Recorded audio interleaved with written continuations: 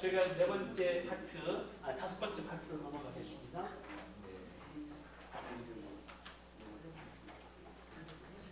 이슬람의 현재 포교가 어떤가? 그 하기 전에 제가 한번 이걸 좀 읽었으면 좋겠는데, 여러분 36페이지인가요? 우리는 무슬림을 어떻게 바라봐야 하는가? 조나단 에드워드 컬퍼가 인용한 글인데요. 30페이지인가 36페이지인가요? 35페이지.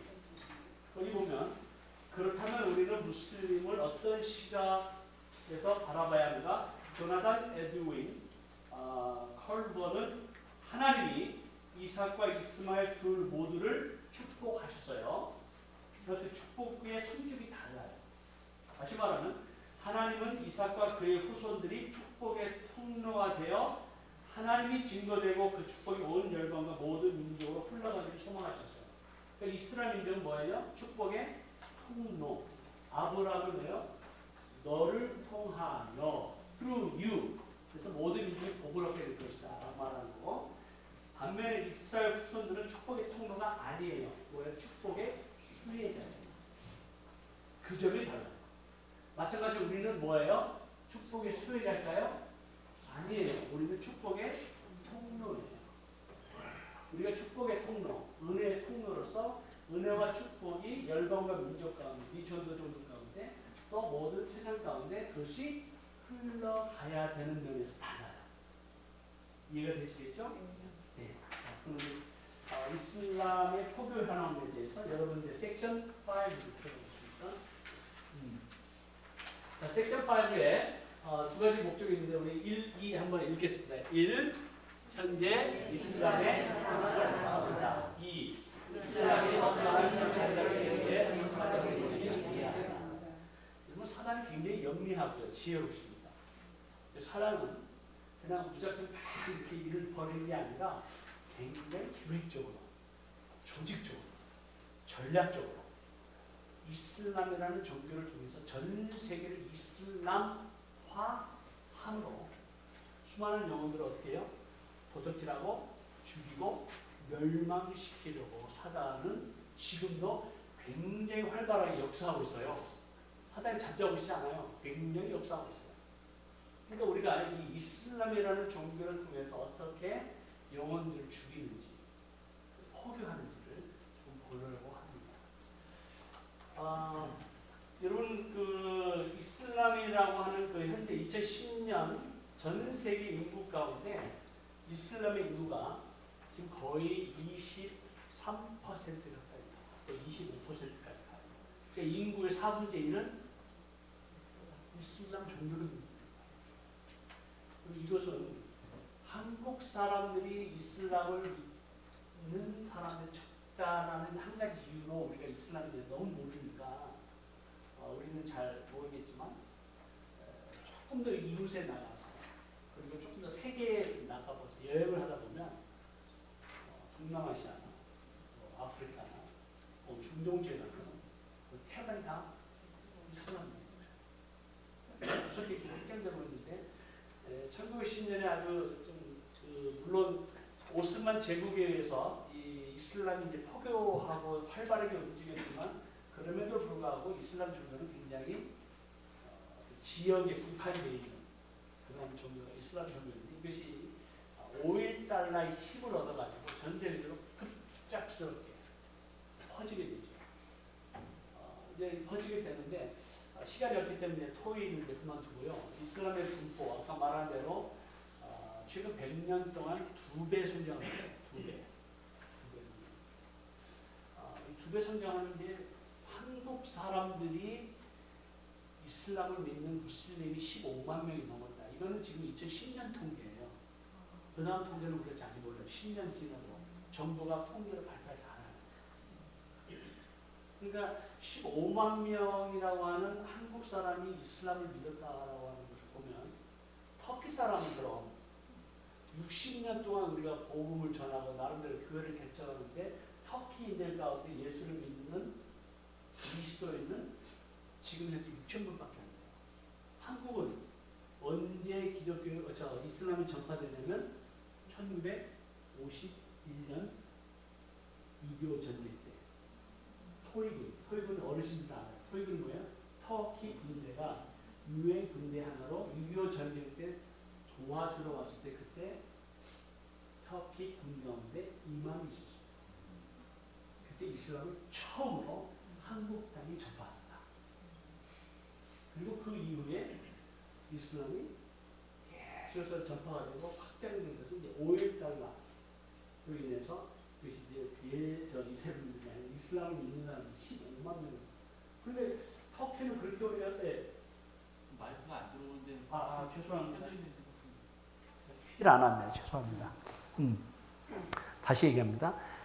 한국은 1951년에 터키 군대와 함께 온 이슬람 이맘에 의해서 처음으로 한국 땅에 이슬람이 전파가 되고, 그리고 그 영향력에 의해서 5.1달러의 힘에 의해서 지금 현재 약 2010년 통계로 15만 명의 한국인이 무슬림이 됐다라는 이 한 가지 사실과, 그리고 거의 비슷한 시기에 터키에도 우리가 복음을 전하고 선교사들이 가서 나름대로 교회를 개척하기 위해서 노력하고 복음을 전했지만 지금 현재 숫자는 6천 명밖에 되지 않는다 라는 걸 보면서 우리가 상당히 좀 마음에 충격이 오게 됩니다.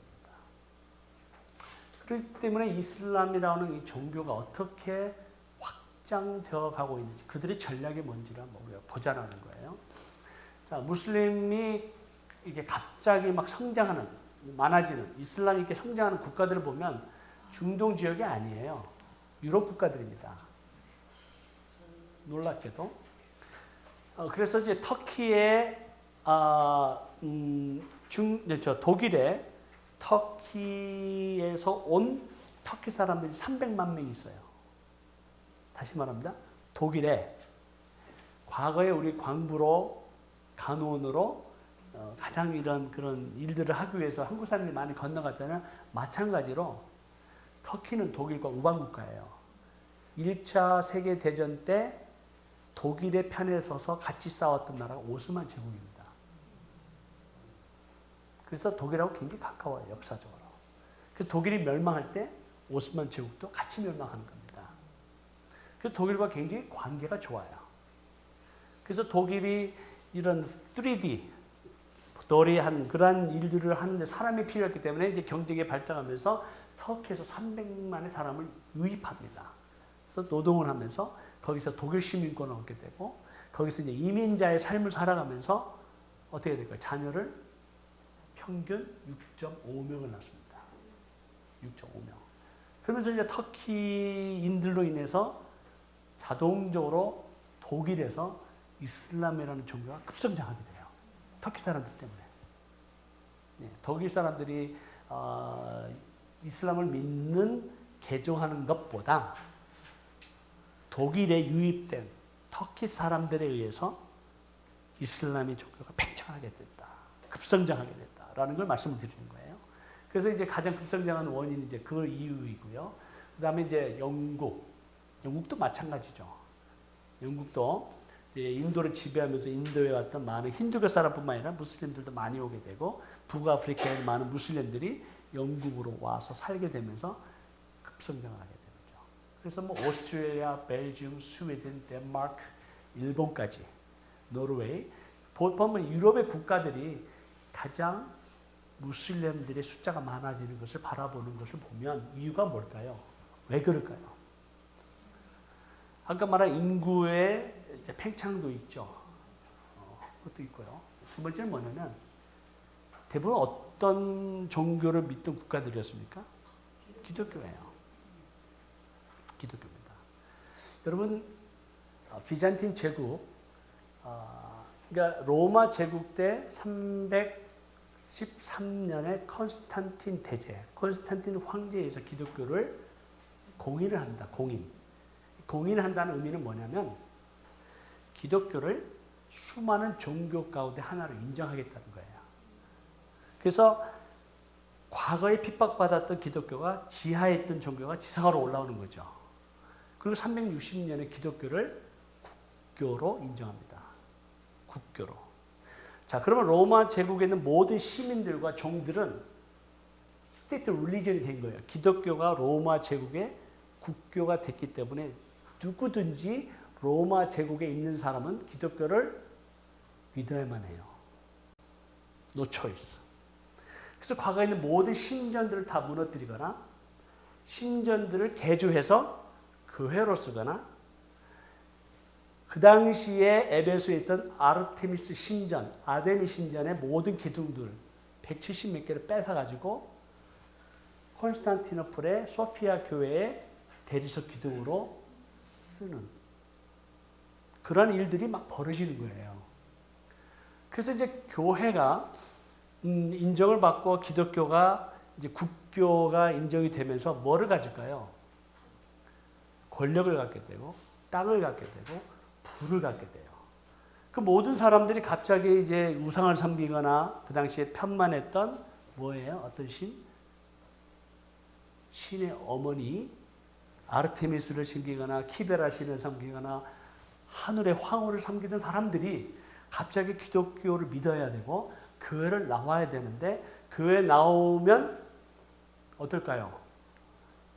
졸린 거예요. 왜요? 보이지 아니하는 하나님을 섬기려니까 너무 힘든 거예요. 그 당시 성경책이 있었을까요? 없을까요? 없어요. 그러니까 이제 사제들이, 기독교인 사제들이 뭔가를 자꾸 보여줘야 되는 거예요. 그래서 이것도 막 흔들고, 뭐 여러 가지 의식도 만들고, 예식도 뭔가 경건하게 하긴 하는데, 이 사람들 이해를 할까요? 못할까요? 못해요. 솔직히 갑자기 이방 종교를 믿던 사람들이 기독교가 국교가 되면서 교회가 막 세워지고 그리고 교회로 막 밀려 들어오는데 그냥 밀려 들어오는 게 자기들이 갖고 있었던 과거의 뭐예요? 습관, 종교, 이방신에 대한 사상들을 어떻게 해요? 교회에 다 가지고 들어오는 거예요. 다 가지고 들어와요. 그러니까 교회가 어떻게 될까요? 본질과 사명을 이렇게 돼요. 그리고 더 이상 복음을 할 필요가 없어요. 왜? 다 예수 믿는 사람이에요. 그전에는 예수 믿는 사람 반드시 어떻게 했어요? 물속에 emerging. 서쪽으로 들어갔다가 동쪽으로 나오는 부활의 의미에서의 세례를 받았단 말이에요. 침례를 받았단 말이에요. 그런데 다 예수 믿게 되니까 태어나는 모든 어린아이들 어떻게 해요? 유아 세례를 주는 거예요. 왜? 세례 받으면 구원받은 거예요. 그래서 기독교의 본질과 이 복음의 본질이 점점점 희석이 되어가면서 341년에 기독교 국가가 되기 전입니다. 341년에 예루살렘과 알렉산드리아와 안디옥과 컨스탄티노플과 로마 5개 교구에서 교구장들과 모든 사제들, 지도자들이 에베소에 모여서 회의를 하게 돼요. 언제? 431년에. 죄송합니다. 기독교가 국교된 이후입니다. 431년이니까. 그 431년에 이제 에베소에서 회의를 하는데 그때 회의 때 뭐를 결정하냐면 예수 그리스도가 신이라면 그렇죠? 삼위일체를 이제 니케아 종교회에서 결정하고 그리고 예수 그리스도 신성과 인성이 100%인 것을 결정하게 되면서 예수님이 신이라면 예수님의 어머니 마리아는 어떻게 돼요? 신의 어머니가 되는 거예요. 아주 단순한 논리로. 왜 그렇게 결정하냐면 마리아를 신의 어머니로 인정하면서 마리아를 신격화합니다. AD 431년 에베소 공의회에서. 그래서 뭐를 주장하냐면 과거에 당신들이 믿던 모든 그 여신 사상, 아르테미스나 뭐 아까 키베라나 하늘 황후를 섬기던 그러한 모든 여신들을 그는 기독교에서 신의 어머니 마리아로 대체한다. 그러니까 일반 사람들이 어떻게 돼요? 이해가 된다 이제. 우리에게도 그러면은 기독교에도 신의 어머니가 있는 거구나. 그 마리아를 숭배하라는 거구나. 그래서 마리아상을 만들고 마리아를 월십하게 됩니다.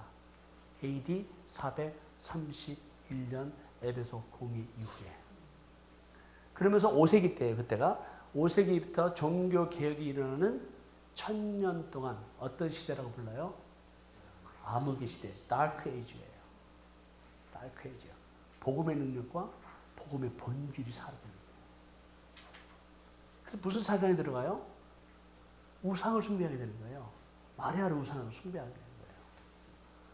그래서 7, 8세기에 잠시 100년 동안 수많은 성상들, 이제 성인들, 마리아를 숭배하는 그런 사상 때문에 그래서 한번 잠시 파괴하는 순간이 있어요. 파괴하는.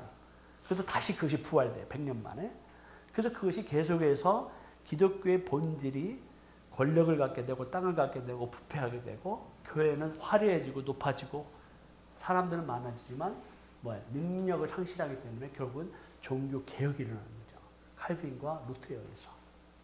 그래서 다시 말씀으로 돌아가고 하나님께로 돌아가자는 그런 이제 운동이 일어나서 우리가 현재 알고 있는 개신교의 뿌리가 거기서부터 시작이 된 거예요. 자, 이 말씀을 얘기하는 게 뭐냐면 교회가 복음의 본질과 교회가 그리스도 안에서의 공동체의 본질을 우리가 회복하지 못하고 자꾸 건물, 외형적인 거, 부, 땅, 권력을 갖기 시작하면 반드시 어떻게 돼요? 썩게 돼 있고 부패돼 있고 멸망하게 돼 있어요. 그것이 비잔틴 제국이 우리에게 주는 교훈입니다. 교회가 다 사라졌어요. 소피아 교회를 가면 콘스탄티노플, 지금 이스탄불입니다. 그러면 1700년 동안 보존한 교회가 있어요. 지진이 그렇게 많이 났는데도 흔들리지 않은 정말 불가사의한 소피아 교회가 있습니다. 그 소피아 교회가 유스티아누스 황제가 그걸 세웠어요. 황금 200톤에 의해서 어마어마한 모자이크와 정말 아름답고 그 대리석과 그 매칭되는 대리석을 보면 너무너무 아름다운 교회입니다. 이 교회를 유스티아누스 황제가 드리고 나서 뭐라고 얘기하는 줄 아세요? 솔로몬이요, 당신이 지은 예루살렘 성전보다 더 화려하고 더 웅장하고 더 멋있는 성전을 내가 하나님께 드린다. 그렇게 역사적으로 기록이 되어 있어요.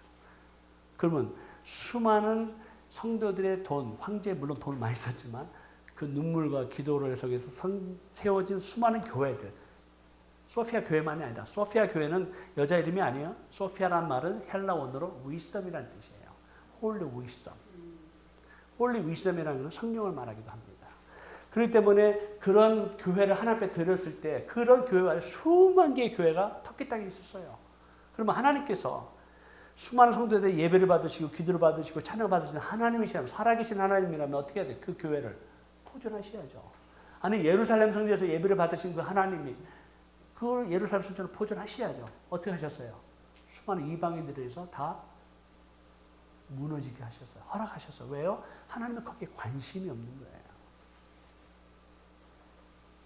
하나님은 온천한 만물이 하나님의 것이고 예배의 본질이 무언가를 깨닫지 못하는 유대인들이나 그리고 교회 어떤 화려함을 통해서 하나님께 예배 드린다고 생각하는 그러한 발상이 하나님께는 전혀 그런 걸 예배를 통해서 받지 않으시겠다는 거죠. 유럽 교회가 마찬가지예요. 유럽 교회가 점점 화려해지고 높아지고 세워지고 어마어마하잖아요. 독일 가보세요. 클렌 성당이나 스페인에 가는 그 화려한 성당 가면요. 지금도 지어지고 있는 그런 수많은 교회들. 얼마나 웅장합니까? 근데 그 교회들이 예배가 있어요? 박물관이에요. 그러면 하나님께 뭐를 우리에게 교훈을 주느냐? 교회가 본질을 잃어버리면 하나님은 그 교회를 어떻게 하세요? 심판하세요. 심판하세요. 그리고 없어져 버려요. 지금 유럽에 있는 모든 교회가 그래요. 유럽에 다시 재복음화를 해서 노력하지만 이미 지나간 역사를 다시 되돌릴 수 없어요. 노력은 하겠지만 이미 역사는 지나갔어요. 울며 밖에 나가 슬피 울며 이를 갈지라도 뭐예요? Too late. 한국도 그럴 가능성이 있다 없다? 지금 있어요. 그러니까 왜 갑자기 이슬람이라는 나라가 갑자기 유럽 국가에서 이렇게 성장하고 또 그런 영향력을 갖게 되는 그 이유 중에 하나는 뭐냐면요. 하나님의 어떤 면에서 심판이에요. 심판이에요. 사단은 그걸 이용하겠지만 하나님이 허락하시는 거예요. 그러니까 저희들이 굉장히 두려운 거예요. 이 이슬람이라는 종교가 왜 이렇게 갑자기 막 성장하게 되는가. 그리고 우리가 기독교인으로서 제대로 안 하고 있는 게 뭐가 있냐면은 제가 이제 시간에 모스크 한국에 지금 이거는 벌써 몇 년 전 통계이기 때문에 좀 업데이트를 해야 되는데 한국의 모스크가 10개, 7개 이슬람 센터, 60개 기도처가 있는데 지금 훨씬 더 많아졌습니다. 자, 현재 지금 이건 지나가. 요거 이제 요건데요. 첫 번째. 아까 말한 대로 무슬림들은 인구, 자, 아이들을 평균 몇 명 낳아요? 6.5명을 낳아요. 한국은요? 무한 미만으로 떨어졌어요. 0.98. 역사상 처음으로. 그래서 하나님이 원래 아담에게 주셨던 첫 번째 명령이 뭐였어요? 생육하고 번성하고 충만하고 정복하고 다스리라고 했어요. 근데 가장 기본적인 게 뭐가 지금 문제가 있어요? 생육하는 거, 번성하는 거예요. 그럼 기독교 가정은 어떻게 해야 돼요? 주시는 대로 받아야 돼요. 근데 이제 우리가 점점 이기주의화되고 또 생활 수준이 약간 높아지면서 우리는 낳지를 않아요. 심각한 겁니다. 우리가 하나님의 가장 기본적인 명령에 불순종하는 거예요. 이미 난 거에 대해서 이제 끝난 거에 대해서 제가 말하지는 않으니까 너무 염려하지 마시고 우리 다음 세대를 생각하자는 거예요. 그래서 저희는 첫째 며느리하고 둘째 며느리가 올 때 제가 처음에 뭐 물어보는 줄 아세요? 우리 집안은 적어도 셋은 낳아야 된다. 2명 낳으면 이거는 본전이고 3명은 낳아야 된다. 3명 낳겠냐? 그래야 우리 집안은 너 취집 온다.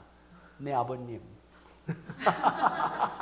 둘째 며느리는 외국인 며느리예요. 스카틀랜드 출신인데 너는 몇 명 낳을래?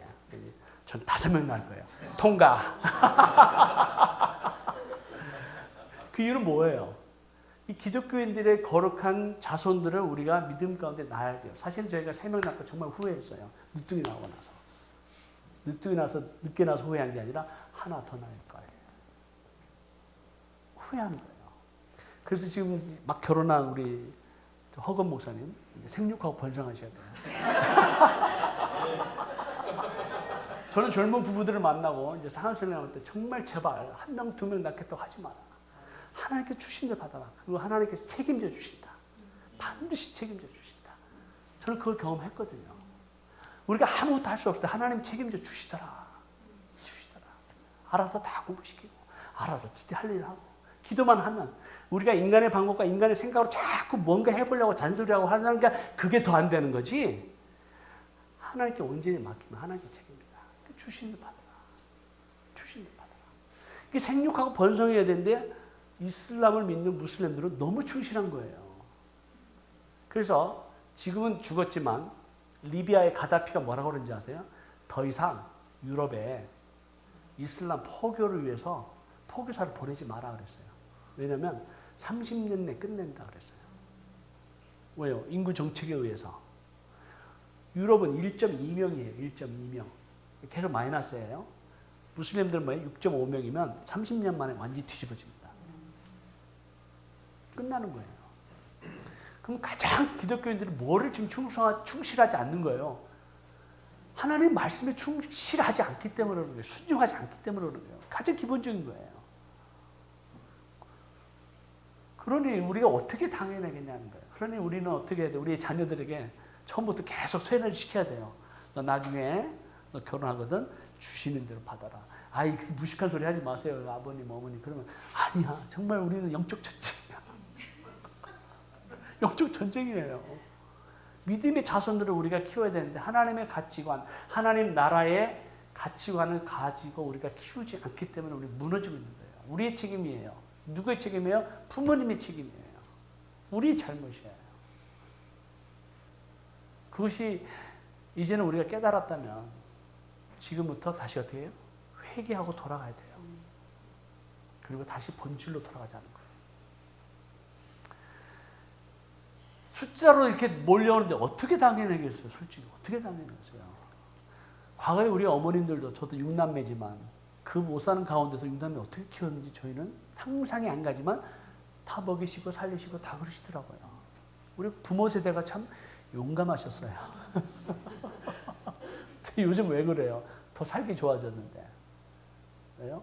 욕심 때문에 그래요. 욕심. 자, 교육 전략을 보면 참 이 교육 전략도 참 무섭습니다. 우리가 이제 기독교, 이제 이슬람은요, 기독교 하는 걸 그대로 따라서 해요.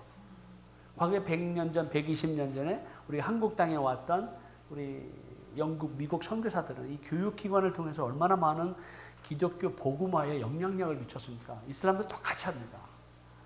그래서 이제 이슬람이 이 교육을 통해서 비이슬람권 국가 대학에 의도적으로 포교사를 파송하는데 대학에 런썸 마니를 주는 거예요. 100만 불 주고 200만 불 주고 이슬람 연구소를 하나 세워달라.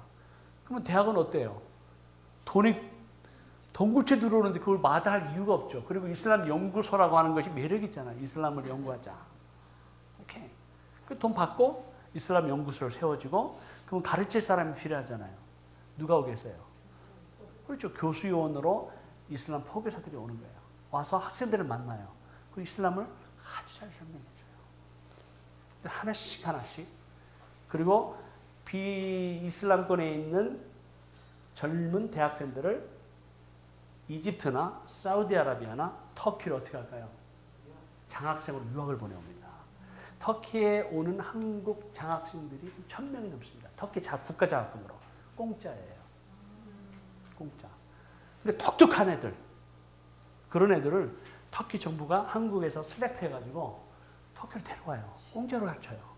그것도 가장 우수한 대학에서. 뭐로 가르친다? 영어로 가르칩니다.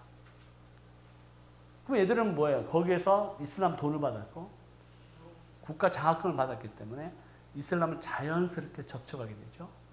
그리고 한국에 돌아가면 어떻게 하겠어요? 이슬람을 포기하는 거예요. 그런 예가 이미 실제적으로 일어나고 있습니다. 이런 상황 가운데서 뭐 초, 중, 고등학교 사립대학을 세우는데요. 특별히 파툴라 귤렌이라는 사람이 전 세계적으로 가장 뛰어난, 가장 우수한 과학 고등학교를 한국에 세우고 그리고 미국에 세웠는데 미국에 170개가 넘어요. 파툴라 귤렌이 세운 학교가. 그리고 한국에 어디에 세웠는지는 우리가 들었는데 어떤 학교인지를 우리가 몰랐어요. 근데 그걸 누가 알려주냐? 터키 정부가 알려주는 거예요. 파툴라 귤렌이 세운 학교가 어디 있다? 요거를 클로즈 다운 해라. 지금 하나님께서 어떻게 역사하시죠? 우리 장로님은 어제 식사하면서 좀 얘기했어요. 제가 다시 얘기하면 2003년에 제가 2002년도에 터키 왔는데 2003년에 터키에서 총선이 있었습니다. 총선이라고 하는 이제 국회의원을 뽑는 거잖아요.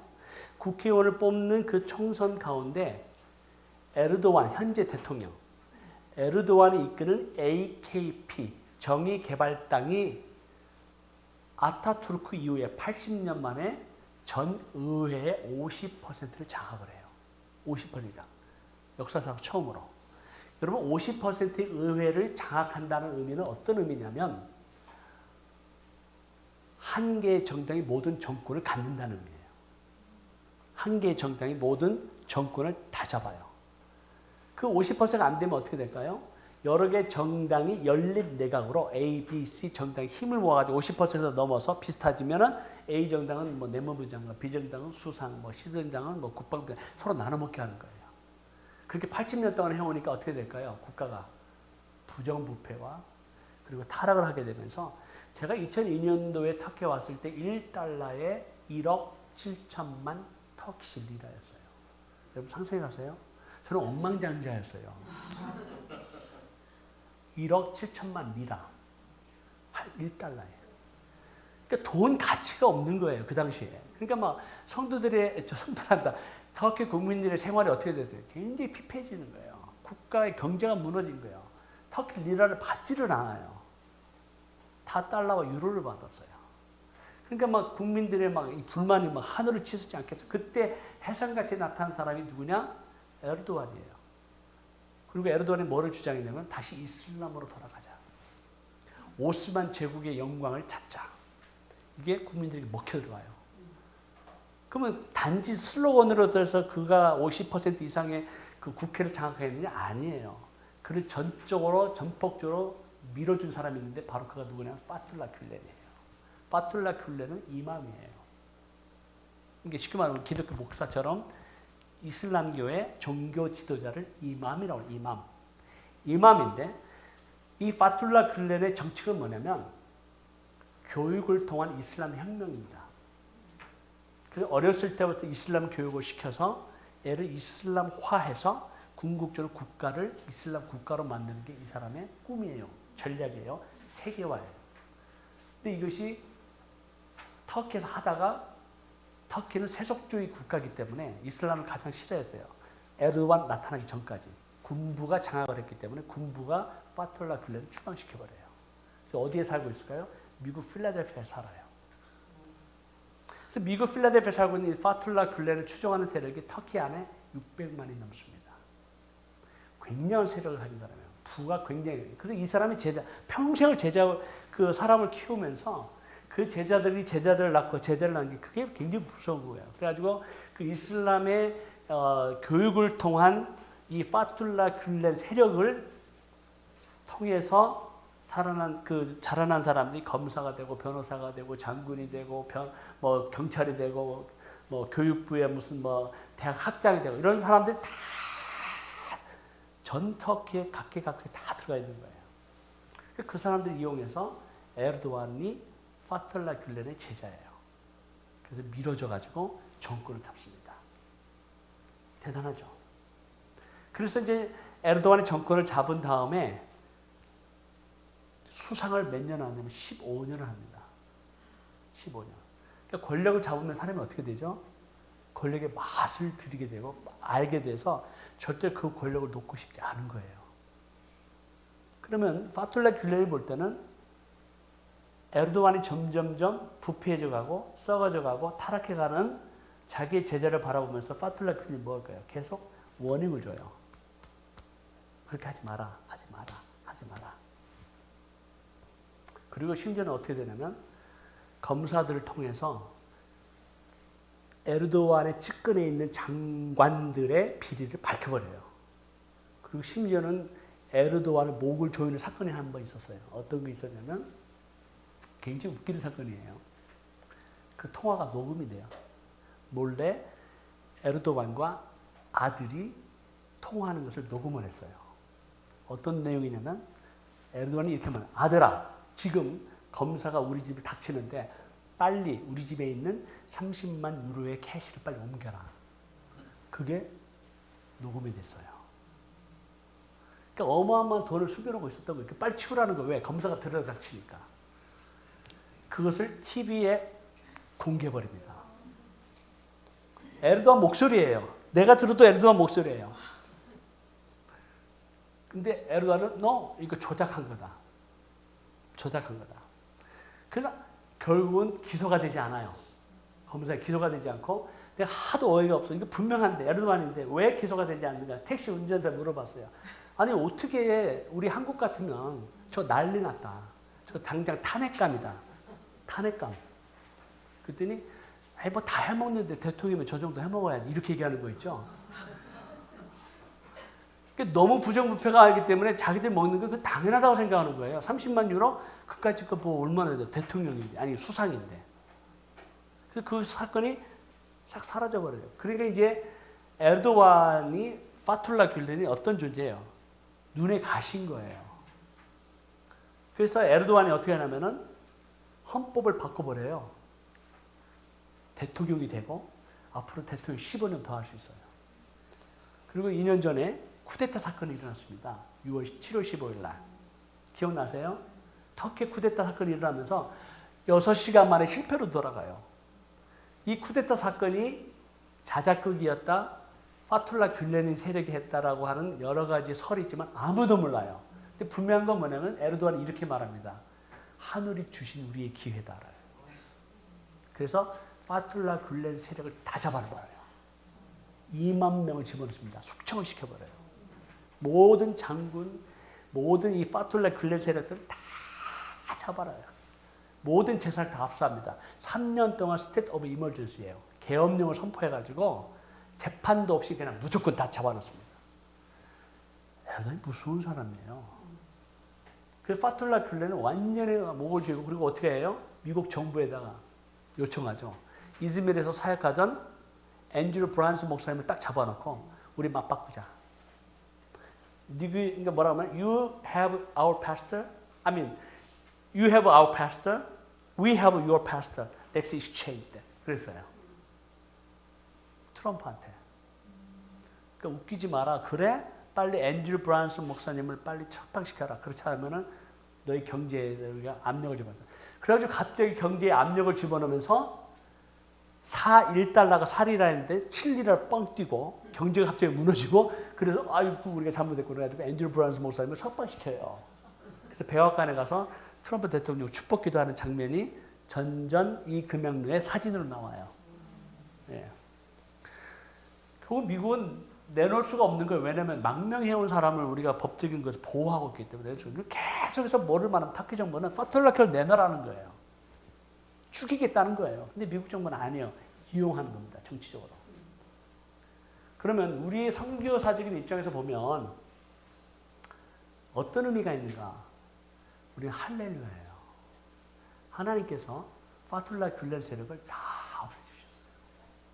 왜냐하면 우리가 가장 두려운 대상은 어떤 데냐면 에르도안이 아니에요. 에르도안 한 단순한 정치가고 이슬람 종교를 이용하는 권력가예요. 누가 더 그 영적 대상에서 힘든 대상이냐면 파툴라 귤렌 세력이에요.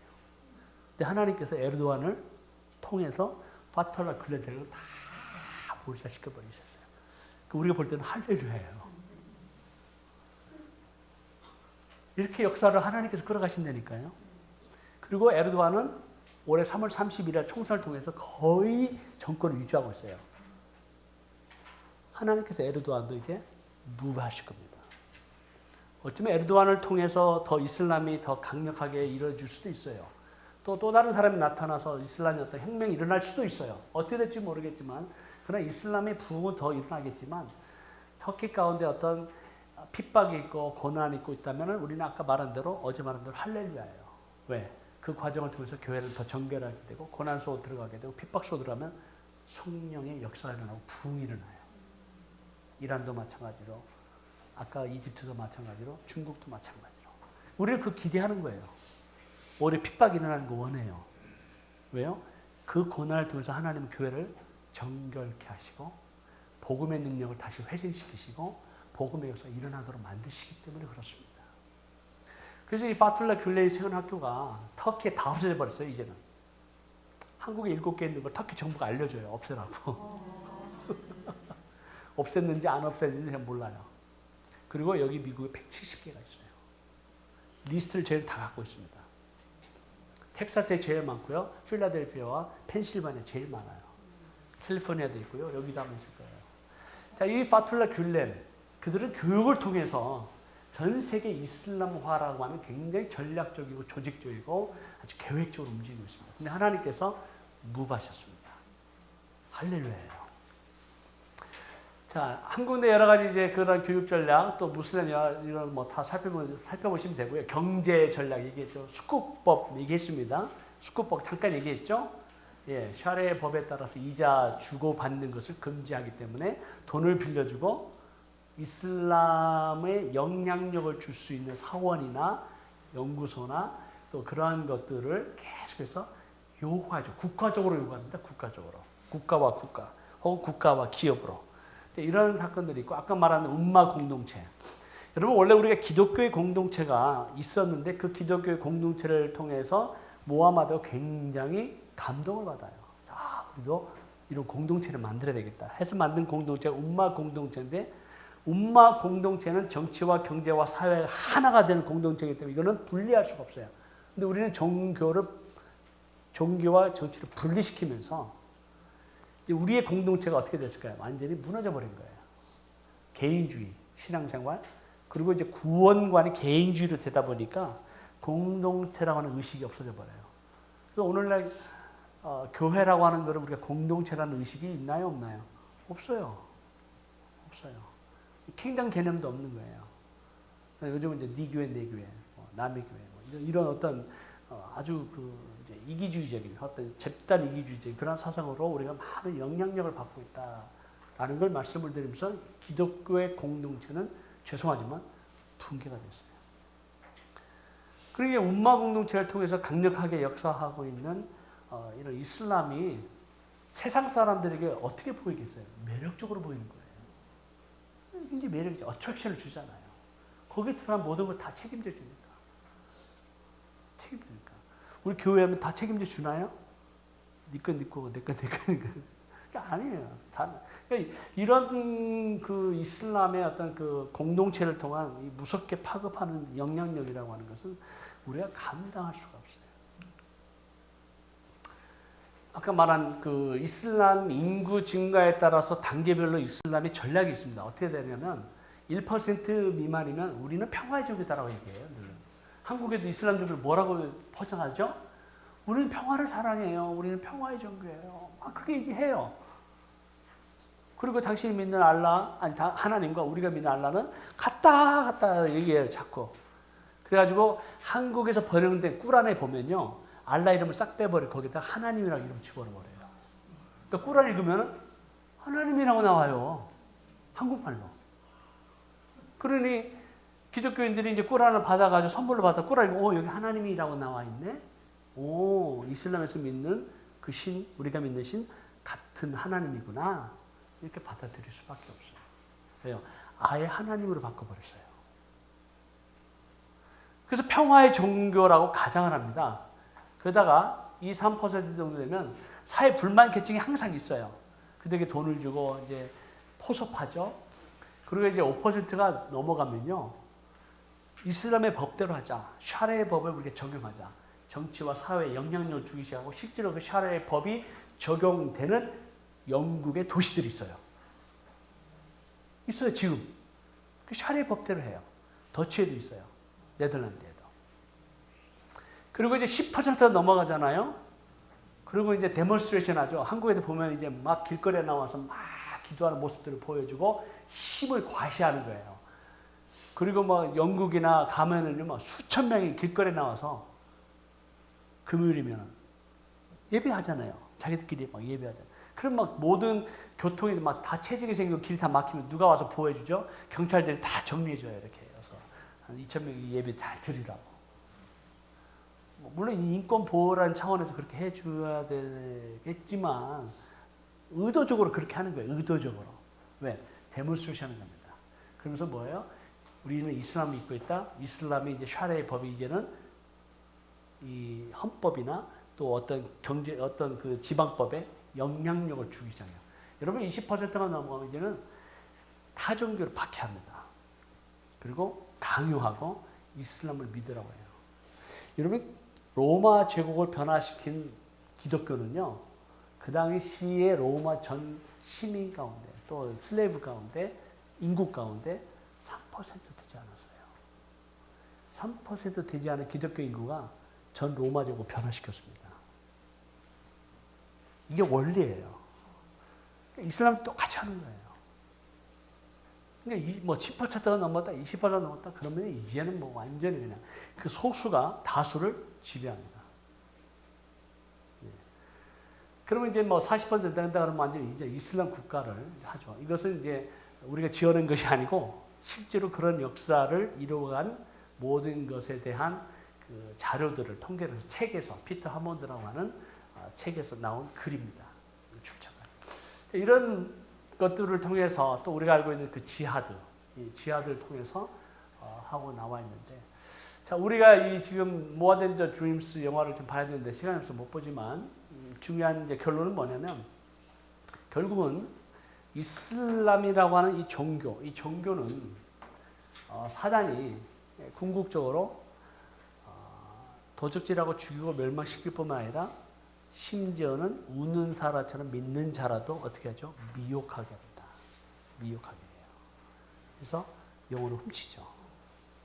가지고 이슬람으로 개종하는 많은 사람들이 있습니다. 이런 걸 보면서 이제 우리가 사단의 전략을 알았으면 어떻게 해야 될까요? 우리의 전략이 나와야 되겠죠? 10분 브레이크하고 이제 우리의 전략을 공부하겠습니다. 예. 자, 11시 20분인데요. 10분 브레이크 하고요. 11시 30분에 오시겠습니다.